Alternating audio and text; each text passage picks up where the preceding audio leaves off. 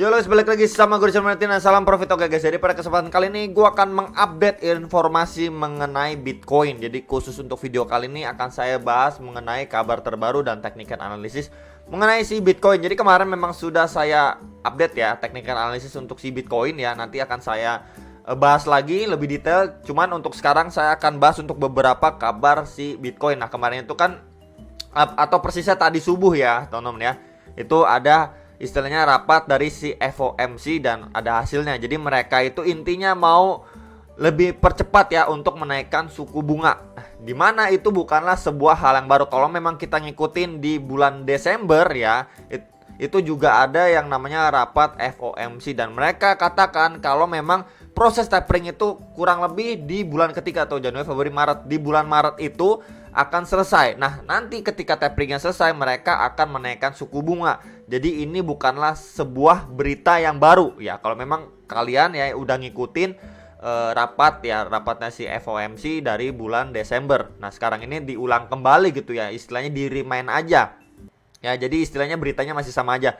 Nah itu mengakibatkan anjloknya harga nih, teman-teman. Nggak cuma di sini. Nah kemudian di saham juga mengalami penurunan juga. Nah kemudian berita yang kurang baik selanjutnya yaitu di sini, teman-teman ya. Jadi dari Kazakhstan ya, tutup internet di tengah protes pengaruhi harga Bitcoin. Nah guys ya, jadi intinya ya di Kazakhstan ini sedang adanya kerusuhan. Nah kemudian harus ataupun terpaksa adanya pemadaman listrik dan internet, di mana di negara tersebut adalah negara kedua tempat mining Bitcoin terbesar, teman-teman. Nah jadi kurang lebih itu juga mempengaruhi hash rate-nya ya, teman-teman ya, karena ada pemadaman listrik dan aktivitas mining Bitcoin pun istilahnya terganggu ya. Hash rate-nya turun ya karena ada pemadaman, kemudian harga juga potensi turun juga. Karena kalau hash rate turun, kemudian jaringannya kurang aman juga ya, kemudian proses miningnya terganggu, terhambat ya, terdelay dan lain sebagainya, potensi harga juga mengalami ataupun berpotensi mengalami penurunan juga. Apalagi si Kazakhstan ini juga istilahnya nomor 2 kan tempat mining Bitcoin terbesar di dunia, teman-teman. Nah ini ya tuh. Ya kita bisa lihat di sini datanya tuh dari Twitter, teman-teman. Nah tuh ya, tuh drop ya teman-teman, drop signifikan nih ya. Jadi kurang lebih seperti itu untuk beberapa informasi ya ataupun berita terkini ya mengenai si Bitcoin. Jadi benar-benar kurang bagus ya.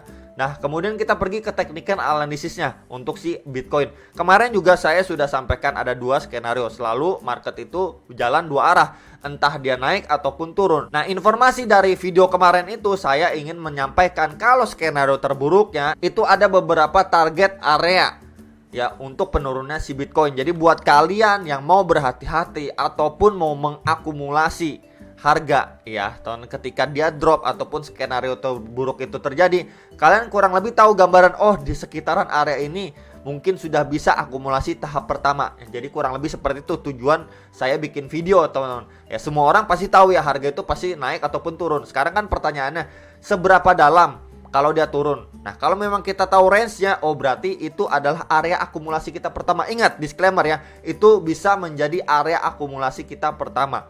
Ya tentunya informasi itu tidak ditelan mentah-mentah, kalian bisa dior lagi, bisa analisa kembali. Jadi kalau misalkan pun market drop, kalian setidaknya sudah tahu kisaran area kalian ingin melakukan akumulasi tahap pertama. Ya itu inti videonya.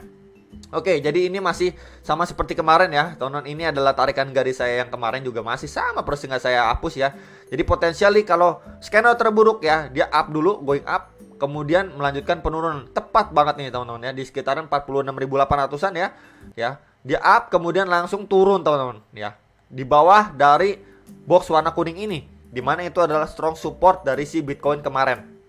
Ya, karena memang zona itu berapa kali kena touch ya, market rebound. Ya, sampai terakhir kali market rebound akhirnya dia glosor ya, atau going to the deep lagi, teman-teman ya, koreksi lebih dalam. Nah kemarin memang ekspektasinya di area-area sekitar trenan ini atau di sekitaran 43.900-an sampai 44.000 dolar untuk target penurunannya si Bitcoin. Cuman memang dia ngejar ke area bawah lagi, itu menutup di bagian nih ya, shadow lower candle di tanggal 4 Desember, teman-teman. Ya dia drop ya sampai kisaran 42.500 dolar, sekitar area itu nih. Sekarang aja malah lanjut koreksi lagi nih. Jadi memang untuk si Bitcoin ya, dia testing lagi nih, teman-teman. Testing lagi ke support yang sebelumnya dia bikin wick ke bawah ya. Dia testing lagi nih sini. Ya, apakah sanggup teman-teman. Nah, itu kan pertanyaannya. Kalau dia nggak sanggup, dia ngejar lagi ke area berapa? Ya, potentially di area box warna kuning ini. Di bawah lagi itu di kisaran 39.000 sampai 40.000 dolar. Ya, itu adalah next strong support untuk si Bitcoin. Ya, jadi kalian bisa berjaga-jaga ya, ataupun istilahnya melakukan averaging down kembali. Untuk di area kedua ini adalah strong supportnya. Buat yang mau, disclaimer ya, buat yang mau dan kalian harus dior lagi, analisa kembali lagi.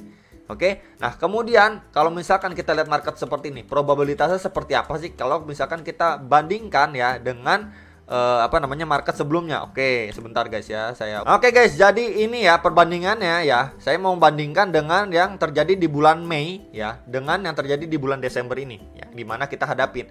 Sebelumnya memang dia bikin wick ke bawah, kemudian lambat laun ya, ataupun seiring waktu berjalan ya, dia sideways seperti mau breakout, fail ya, kemudian dia terkoreksi lagi, nutup bagian shadow lower candle ini ya, sampai dia drop lagi lebih bawah lagi sebelum market going up. Kemudian kita bisa lihat ataupun bandingkan dengan area yang sekarang. Ini juga bikin yang namanya shadow ya, lower candle-nya atau wick ke bawah ya teman, ataupun jarum ke bawah. Kemudian dia sideways seperti dia mau breakout ya, di sini sama nih seperti kejadian di sini. Kemudian dia false break ya, atau false breakout ya. Kemudian dia nutup bagian lower candle-nya ya, shadow-nya teman-teman. Nah, ini berpotensi dia akan sideways terlebih dahulu, adanya pemantulan sideways terlebih dahulu ya, di sekitar area 42.000 sampai sekitar 45.000 dolar, sekitar area itu ya teman-teman ya. Kemudian dia masih bisa going to the deep kembali di sekitaran 39.000 sampai 40.000-an dolar kembali ya. Kalau memang kita beracuan dengan sebelumnya, dia bisa going to the deep sekali lagi ya, bahkan di bawah shadow candle-nya nih tuh ya, di bawah shadow candle-nya sebelum market going up kembali. Nah, inilah yang kita harus tunggu untuk istilahnya terjadinya pengulangan. Semoga market mengalami ataupun terjadi pengulangan seperti ini. Yang harus kita waspadai jika memang di area sekitar 39.000 sampai sekitar 40.000-an dolar ya, 40.500 dolar sekitaran itu teman-teman ya, dia malah tidak adanya reaksi dari buyer yang kuat ya teman, atau strong untuk market going up atau reversal kembali ya teman, itu yang harus diperhatikan atau diwaspadai. Dia bisa terdrop lebih dalam, bahkan bisa testing ke box warna ungu ini di sekitaran 28.000 sampai 30.000 dolar ya, itu yang harus diwaspadai. Jadi benar-benar key levelnya itu menurut saya itu di sekitaran 39.000 sampai 40.000 dolar. Jadi semoga ataupun hopefully dia mengalami ataupun terjadi pengulangan lah seperti sebelumnya ini terjadi lagi. Seperti itu yang pengen saya sampaikan. Tentunya kalian dior kembali, analisa kembali outlook yang saya berikan dengan pandangan kalian seperti apa di area-area supportnya dan area-area resistennya. Jadi kita istilahnya kurang lebih mengetahui, oh kira-kira di area support sekian saya akan melakukan akumulasi yang pertama, saya akan melakukan akumulasi yang kedua dan berikutnya. Kemudian ketika market going up, kalian juga bisa menentukan, oh di titik resisten yang berapa kalian sudah mulai bisa mengurangi posisi kalian. Istilahnya cicil jual. Ya, kurang lebih seperti itu. Ketika market drop, kalian bisa averaging down atau cicil beli. Kemudian ketika market going up, kalian bisa melakukan yang namanya cicil jual. Ya, kurang lebih seperti itulah, ataupun mengurangi posisi. Tentunya di sini kita bisa lihat ya teman-teman ya, yang sebelumnya menjadi strong support ya, itu di sekitar 45.400-an ya sampai 46.000 dolar ya, di sekitaran area ini.